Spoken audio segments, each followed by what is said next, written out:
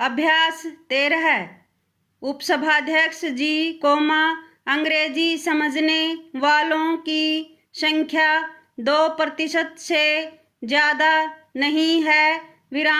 यहाँ की दूसरी भाषाओं के जानने वाले कई करोड़ नागरिक हैं। उसमें से अगर इस 2% को काट दिया जाए, तो शेष लोगों की जानकारी बढ़ाने के लिए तथा ज्ञातव्य देने के लिए आवश्यकता इस बात की है कि हम अपना सारा काम अपनी भाषाओं के माध्यम से करें और अंग्रेजी से केवल अनुवाद मात्र हुआ करे। जैसा कि कई सदस्यों ने विचार व्यक्त किया है, सन 1965 से हमारे देश की मुख्य भाषा राजभाषा हिंदी होगी और अंग्रेजी उसकी सहकारी भाषा बनी रहेगी। मैं चाहता हूँ कि अभी से ऐसे कदम उठाए जाएं कि देश भर में हिंदी के माध्यम के द्वारा यह कार्य सुचारू रूप से चलने लगे। नेक्स्ट हमें कुछ आंकड़े दिए गए थे। उसमें बतलाया गया है कि प्रेस इंफॉर्मेशन ब्यूरो में हिंदी विभाग के 16 कर्मचारी हैं।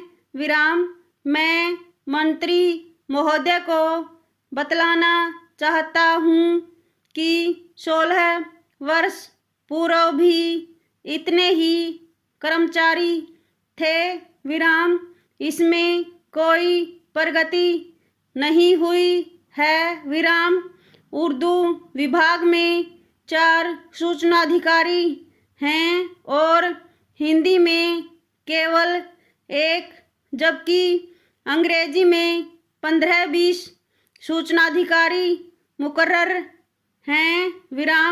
जबकि हिंदी का इतना बड़ा काम हमारे देश में हो रहा है, हर काम हिंदी माध्यम से हो रहे हैं। नेक्स्ट अध्यक्ष महोदय, मैं तो आपको बधाई दूंगा कि आपकी लोकसभा में हिंदी के काम में बहुत उन्नति हो रही है, और अगले सत्र से हिंदी और अंग्रेजी दोनों में आप साथ साथ अनुवाद दिलाया करेंगे। अगर इस काम में सूचना मंत्रालय पिछड़ा बना रहे, अपनी भाषा संबंधी नीति के संबंध में, तो यह बड़ा असंतोषजनक, आश्चर्यजनक तथा दुखदायी होगा।